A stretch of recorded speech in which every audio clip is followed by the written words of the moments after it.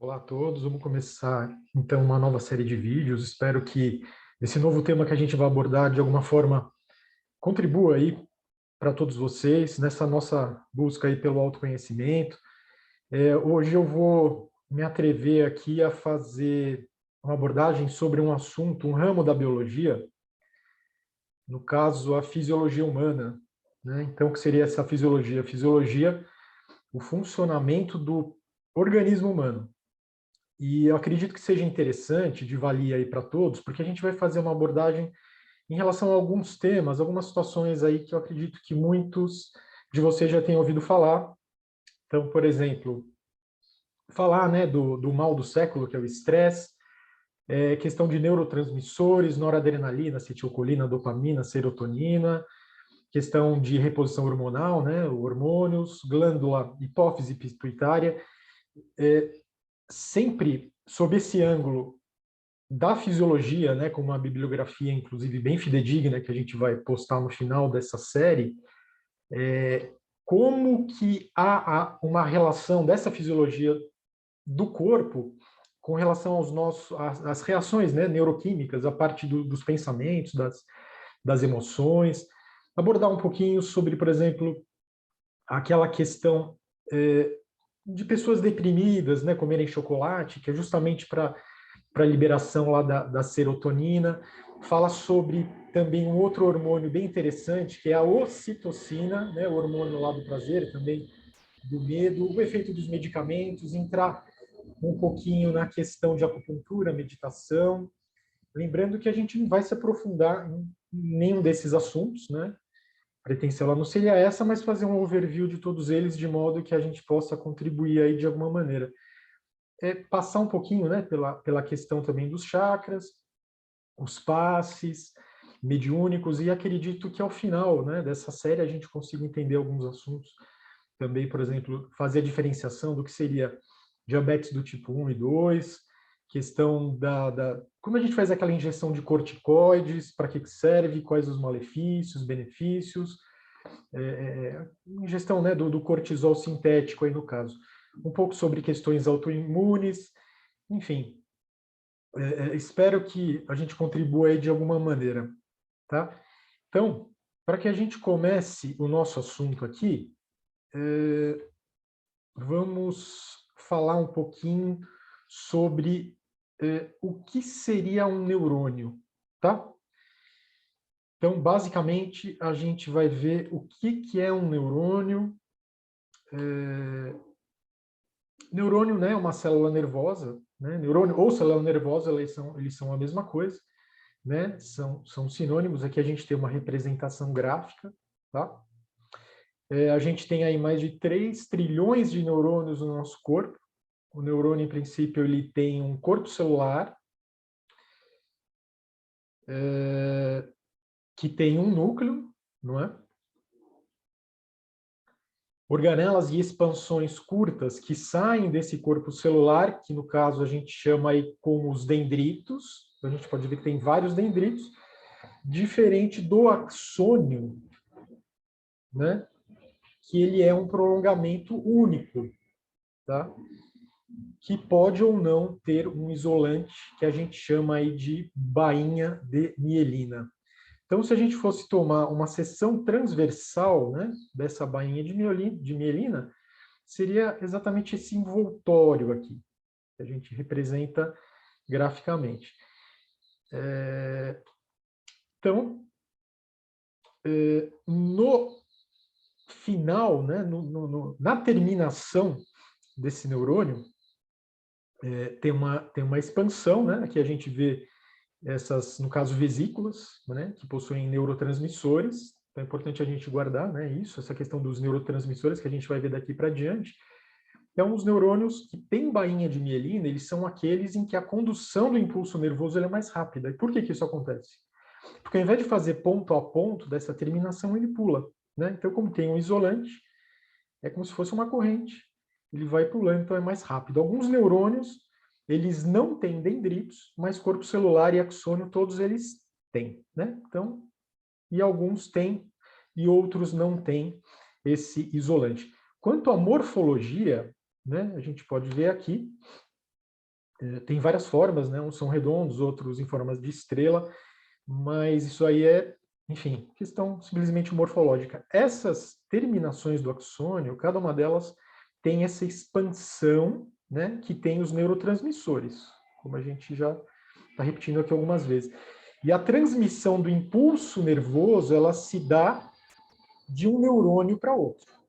Então, sempre da terminação do axônio para o corpo celular ou dendrito do outro axônio, né? Às vezes, pode dar-se também de um axônio terminando sobre o outro, mas isso daí é mais raro, apesar de existir, né? Lembrando que não é assim de 1 para 1, né? Mas é de 1 para milhões, de milhões para 1. Ou seja, a gente tem uma rede de relações. Muitos neurônios, né? Para poucos, muitos para muitos. É como se fosse uma rede, né? Um intrincado aí no caso. Esses neurotransmissores, a gente conhece-se, né? Conhecem-se mais de 40 substâncias, e para ter uma ideia, as mais conhecidas aí são a noradrenalina, acetilcolina, dopamina, serotonina, entre outras, tá? Então, para que a gente consiga entender onde um neurônio ele faz a comunicação com o outro, a gente chama isso aí de sinapse, tá? Então, essa morfologia desse terminal com o outro neurônio, onde se faz a transmissão, a gente chama aí de sinapse. Então, essa representação gráfica, acredito que fique um pouco mais simples da gente entender. A maioria das sinapses, elas são químicas. Então, quer dizer, é uma substância química que é liberada, que vai sair dessa terminação, dessa bolsinha que tem dentro da terminação axônica, ela vai cair numa fenda, num espaço, chamado fenda sináptica, e esse neurotransmissor ele vai agir sobre a membrana da outra célula, ou sobre o dendrito, ou sobre o axônio, ou sobre o próprio axioma ou corpo celular, né? Que são a mesma coisa. Agora, para essa substância ela sair daqui, ela precisa que um impulso passe por ela. É o impulso que faz que essa vesícula venha arrebentar e eliminar nessa fenda sináptica. E para que essa célula que vai receber, para que ela consiga receber, ela precisa ter na sua membrana proteínas que a gente vai chamar aí como receptores, ok? Receptores específicos para aquele neurotransmissor. Então, se ela não tiver, é como se fosse um sistema de chave e fechadura. A gente tem uma chave, que é o neurotransmissor, que se encaixa em uma proteína de membrana chamada receptor, que seria a fechadura. Então a gente tem a chave e a fechadura, a chave abre a fechadura. Aí o impulso nervoso, ele é transmitido de uma célula para outra. Então é desse modo. Esse impulso nervoso, ele nada mais é do que uma corrente elétrica. Então a gente depreende que no nosso corpo tudo é eletricidade, né? E essa corrente elétrica ela se faz por meio da movimentação de íons. Íons esses que a gente vai soltar junto com esse vídeo, um outro videozinho apartado, só para que a gente, já que é um conceito bem importante, e ele engloba outras áreas que a gente pretende abordar também mais para frente, vamos soltar aqui, junto com esse vídeo, um vídeo de íons, para que a gente consiga entender. Bom, no nosso caso aqui, os íons principais envolvidos eles são o sódio, né, Na, e o potássio, K. E aí, justamente, vai entrar esse conceito aí que a gente vai chamar como potencial de ação, né? Para que haja a formação de uma corrente elétrica, existe isso daí que a gente vai chamar como um potencial de ação. Na fisiologia, a gente chama potencial de ação, isto é alguma coisa que vai agir, trocar alguma coisa na outra célula. Tem que entrar sódio, no caso, e sair potássio. Na matriz, né, em que está esse neurônio, ele sempre está banhado por um líquido, que a gente chama, aí no caso, de extracelular, né? Então, a gente vê que tem algo dentro da célula e fora da célula. É um líquido que está fora da célula e não dentro. E esse líquido ele tem bastante sódio e, no caso, ele tem pouco potássio. Agora, se eu olhar dentro dessa célula, né, no caso a receptora, na matriz dessa célula, no líquido intracelular, a gente tem pouco sódio e muito potássio. Então, como é que vai, né, se dar esse potencial de ação? Como é que isso funciona? A gente tem um estímulo, né, pode ter um estímulo qualquer, por exemplo, na eletricidade, aquilo que a gente chamaria como gerador. Então, por exemplo, se eu der um cutucão nesse neurônio aí, eu tive um estímulo físico, mecânico. A luz, por exemplo, é um outro tipo de estímulo. Ela pode ativar os neurônios que estão na retina do nosso olho. Esses são os estímulos para que as células fotorreceptoras da retina sejam ativadas. Então, pode ser uma substância, né, como é o paladar, por exemplo, que a gente tem os botões gustativos, que é na língua, eles são sensíveis, aí no caso é um estímulo. Que estímulo seria esse? O alimento, que no caso é um estímulo químico. A audição, né, que é a vibração do ar. Então, um cutucão é físico. Se eu encosto, por exemplo, na pele, um bastão quente, é um estímulo térmico. Se for frio, eu tenho células aqui, né, enfim, neurônios, terminações nervosas sensíveis ao frio. E assim vai.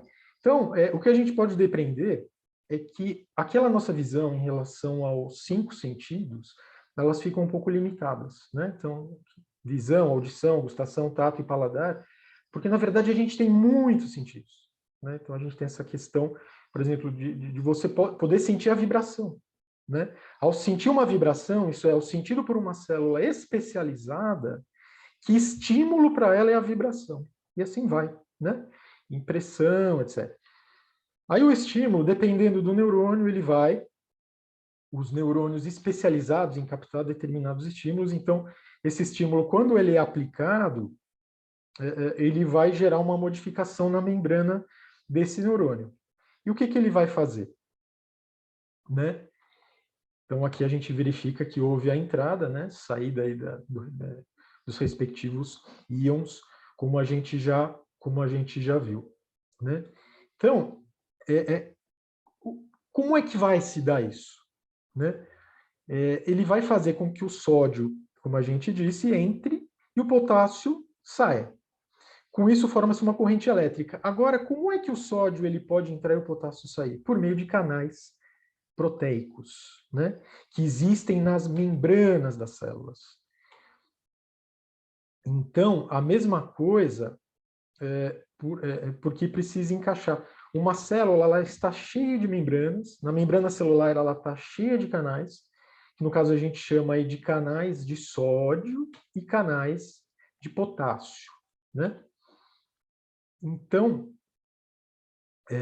nada mais são do que proteínas especializadas que são molecularmente especializadas para formar espaços. Né? Então, por exemplo, a proteína ela é assim, cada vez que a célula ela recebe um estímulo, a proteína ela se modifica, ela abre. Então a gente fala que o canal abriu. O canal de sódio, né, o sódio entra e o potássio sai. Formou-se uma corrente elétrica. Uma corrente por movimentação de íons. Então, os principais são esses. Então, por exemplo, eu cutuquei essa célula aqui, ela formou um potencial de ação. Esse potencial de ação ele vai percorrendo, entra sódio, sai potássio, entra sódio. Isso daí vai sendo propagado, porque está cheio de canais, né? Então, a gente vai vendo que vai entrando sódio, saindo potássio. Essa corrente ela vai indo até chegar, no caso, nesse terminalzinho aqui. Né? Quando chegou, ele arrebenta essas vesículas, né, de neurotransmissores e faz a transmissão química, no caso, pela sinapse.